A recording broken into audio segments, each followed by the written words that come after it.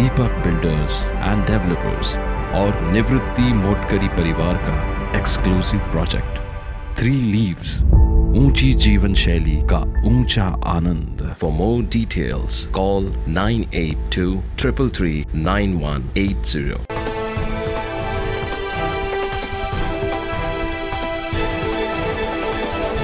23 वर्षीय तरुणीचा मृतदेह आढळल्याने पंचवटी परिसरात एकच खळबळ उडाली आहे। नाशिक शहरामध्ये गेल्या काही दिवसांपासून गुन्हेगारी पार्श्वभूमीच्या घटना मोठ्या प्रमाणावर वाढत आहेत। असं असतानाच आणखी हा एक धक्कादायक प्रकार समोर आलाय। नाशिकच्या पंचवटी पोलीस स्टेशनच्या हद्दीत असलेल्या दत्त चौक बालविद्या मंदिर परिसरात 23 वर्षीय महाविद्यालयीन तरुणीचा मृतदेह आढळून आलाय। या ठिकाणी असलेल्या मिराद्वार लॉन्सच्या मागे हा मृतदेह आढळलाय।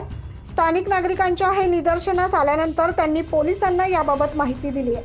दरम्यान घटनेचे गांभीर्य लक्षात घेत पोलिसांनी घटनास्थळी धाव घेत पंचनामा केलाय आणि मृत तरुणीच्या जवळच आढळून आलेल्या एका बॅगमध्ये तिचं ओळखपत्र मिळून आलंय। दरम्यान मयत तरुणीचं नाव प्रियंका विरजी वसावे असं असून ती नंदुरबार जिल्ह्यातील अक्कलकुवा गावातील राहणारी असल्याचं समोर आलंय। मयत तरुणीच्या गळ्यावर निशाण आढळून आल्याने तिची हत्या करण्यात आल्याचा प्रथमदर्शनी अंदाज पोलिसांकडून व्यक्त करण्यात आलाय। तरुणीचा मृतदेह हा शवविच्छेदनासाठी पाठवण्यात आलाय।